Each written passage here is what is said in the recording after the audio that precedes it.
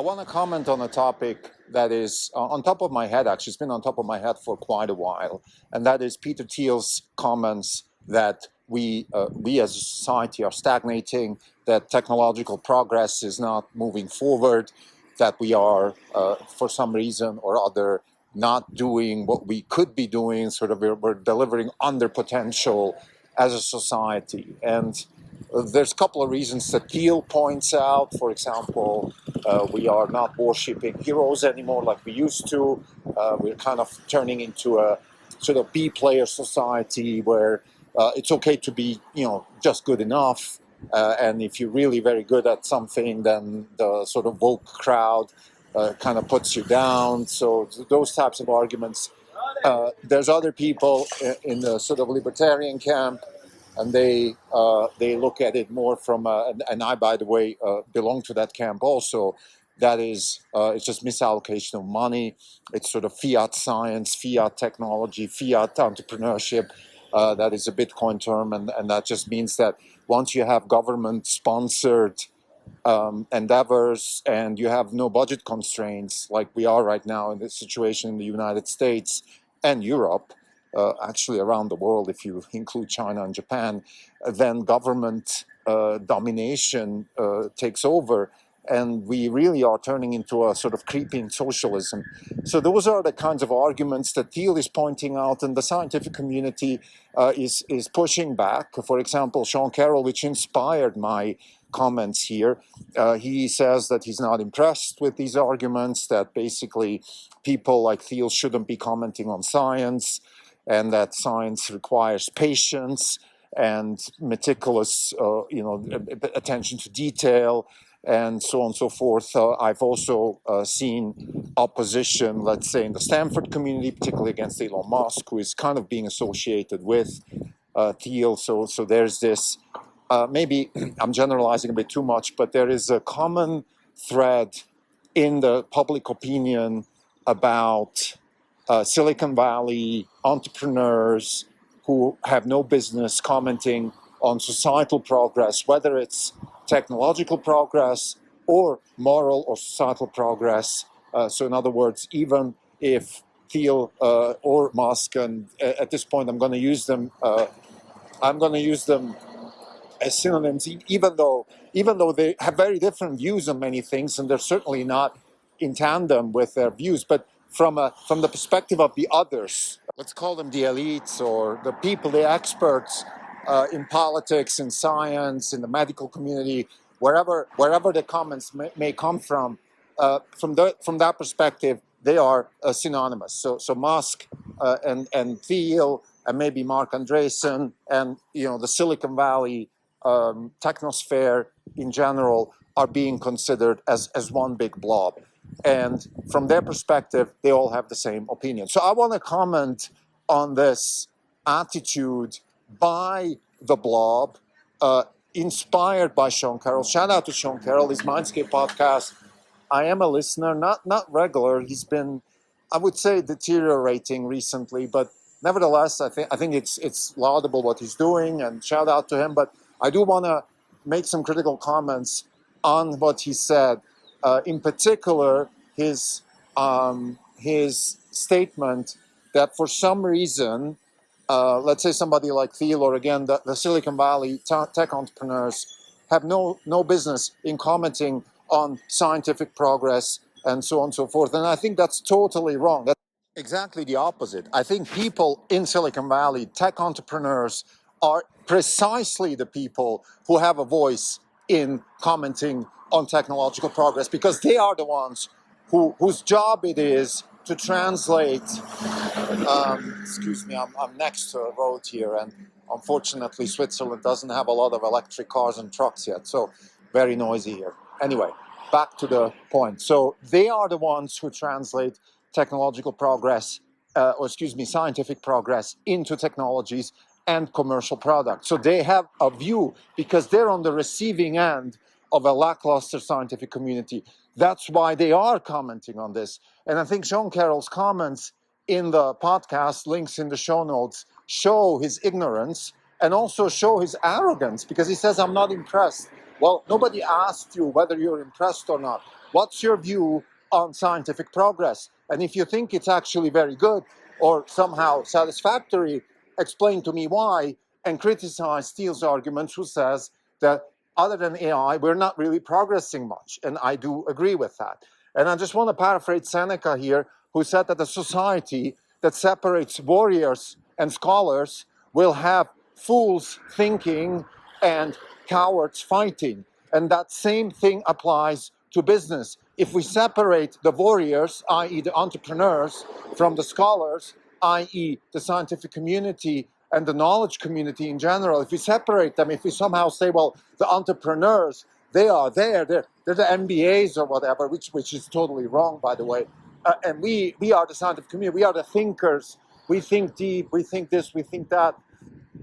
If we do that, then we will have exactly the same outcome. We will have the fools thinking like, and with all due respect, fools like Sean Carrol and a lot of academics who think that because of their tenure and their petty jobs that they have and their conferences, the whole scientific complex, in my opinion, is totally wrong and totally mismanaged at this point because of fiat money. So they do the thinking. And then we have the cowards to do the business, which is all the McKinsey management consultants. And that is exactly where we are in many cases, particularly in outside of Silicon Valley and definitely here in Europe. This is not even on podcast. It's July 11, 2025. This is Crimdelco. For the year, we are down 16.8%. The market is up 6.8%. We're underperforming by 23.6%.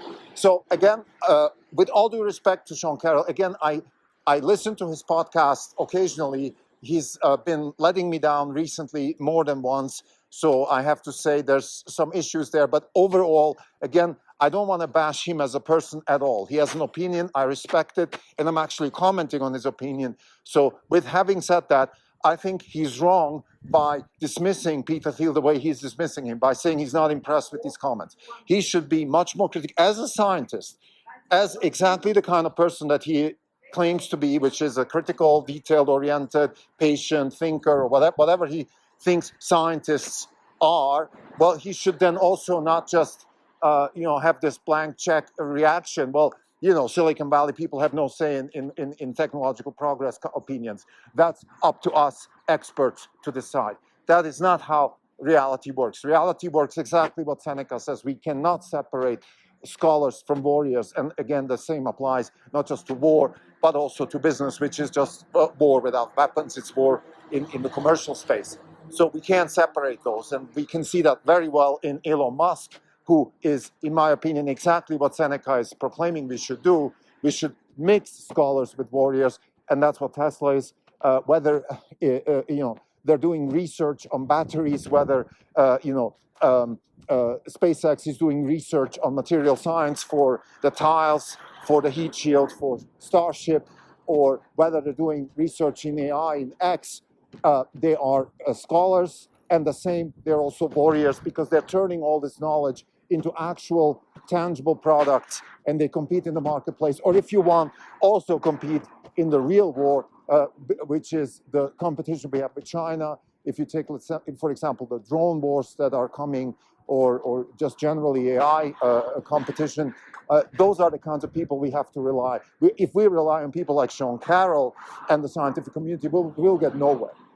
And the point is, I think, very important here. It's Sean Carroll's reaction, which I hear a lot. Again, I'm using him as a guinea pig here, and I apologize for that, but I hear it a lot across the sort of scientific metaverse, is that, well, we're scientists, we have an opinion about scientific progress, and Silicon Valley, they should stick to their lane, and that's wrong. I want to now say a couple of things about why I think scientific progress is stagnating.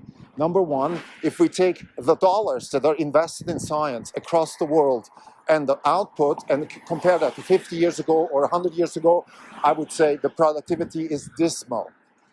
Particularly in areas like healthcare. If you take, for example, cancer research, which is swallowing a big chunk of healthcare investments from public and private investors, it's not going anywhere. And that's not because it's hard science. I think it's because the field has been hijacked by the medical industrial complex. There are companies that pretend to do some sort of research and development for products, But quite frankly, most of what they do is enrich the insiders. And the same applies to other areas of the scientific community, which is maybe also not as prominent. For example, in the physics community, I think if you take physics as a field 50, 60 years ago, 70 years ago, you watch the movie Oppenheimer, physics people were at the forefront of every newspaper. They were the drivers. And where are they today? Physics has deteriorated into a science a little bit like Hermann Hesse's Glasperlenspiel, which is we're playing science for the sake of science. And where is the progress? Where is the progress? They're promising us nuclear fusion. They're promising us superconductors, high-temperature superconductors. Where are they? Don't make these types of promises that are easy to make, that swallow a lot of public money, and where the goalposts can be moved all the time. Turn it around. Do it like the Silicon Valley people do it. Make the goalposts tangible. Make them maybe not as grandiose, like, for example, we can solve energy forever, but make them such that we can judge you, that you can be accountable for. And this is one of the biggest problems in the scientific community, which is the lack of accountability. So accountable and deliver against results. Also draw the consequences of not delivering. And that, of course, in the scientific community doesn't exist because there is tenure. So you can basically, once you have tenure as a professor, unless you rape somebody, you have a job for life. What kind of incentive system is that? Then we have the grant system, by government-sponsored grant system, which is a total disaster, because what it does, it fosters insider trading, if you will, on the scientific side, which is it fosters revolving doors, which is, look, I write a grant, you give me the money, then I hire you for my company, I do some research, I raise some money, and then if it works, it works. If it doesn't work, it doesn't work. And more likely than not, it will not work. And the problem is we have no tangible results. We have no, we're stagnating. I think the other thing I want to talk about is the lack of worshipping heroes. Now, this sounds a bit grandiose. This sounds a bit like Greek tragedy style. And I just think that if we look at sort of ancient history, if we look at the classics, and if we don't have to go that far back, but let's start there. And then we look at the Renaissance, then we look at maybe even the 1940s and 1950s. We need alpha plus players. Alpha people, male or female, doesn't matter. People who can push the boundaries. People, heroes, we need those types of people. Humans don't operate as a mass blob.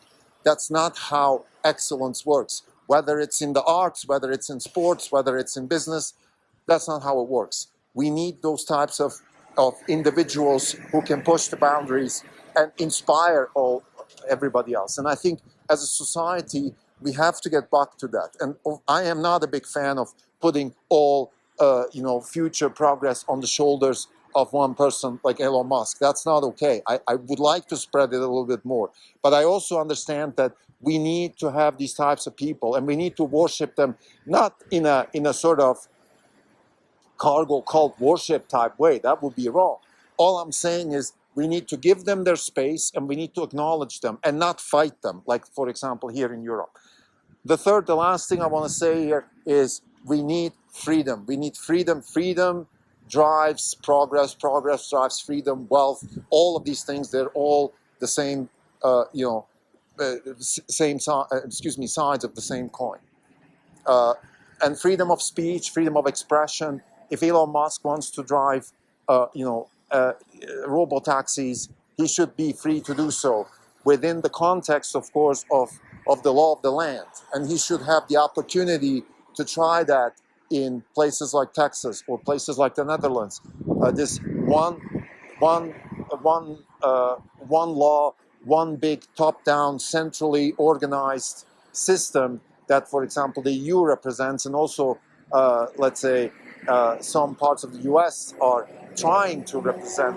That is not the way we reach progress. And that's also partly why the scientific community is not progressing anymore. It's because there is a lack of flexibility and a lack of adaptation within the community uh, because it's more top-down. We have the federal grant system in the United States with DC.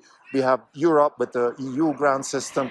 And one very nice case study in Europe is actually the Swiss Polytech ETH, which is not part of the EU money, faucet. Of course, they get some money also from Swiss government and probably also European and so on and so forth, but they're not as dependent on EU lawmakers and EU pork barrels like all the other universities in Europe, and lo and behold, they're the best university in Europe. So it shows that if you're free of those shackles, if you have the opportunity to try and fail and not be chastised for that, so you need to have a freedom of expression, freedom of opinion. All of these things need to be fostered, and I think they're lacking. And I think, again, to conclude, this is now just my humble opinion to Sean Carrol. My answer is, if you really think that Peter Thiel is wrong, then please criticize him properly.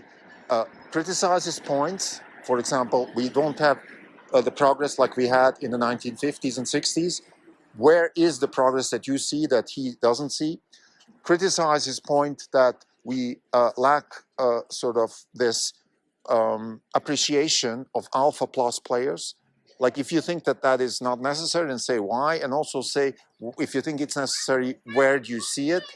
And then I would like you to hear also, I would like to hear your opinion about the points that I made, the 3 points. Number one, that the Fiat system is hijacking scientific progress, that we should not separate scholars and warriors, or not separate scholars and entrepreneurs. And third, that there is not enough freedom of expression in the scientific community. And you, Sean Carrol, you're actually a very good example, because a lot of the scientific community is questioning your position, because you are not a properly tenured person. Now you are, but you weren't, and so on and so forth. I don't want to go into details, but I'm referring, let's say, to Weinstein's critique on your position. So you're actually a very good example of somebody who's trying to break through the mold and who's fighting against this top-down situation in science. So I would like you to address these 3 things, and also address Peter Thiel's comments on lack of scientific progress, because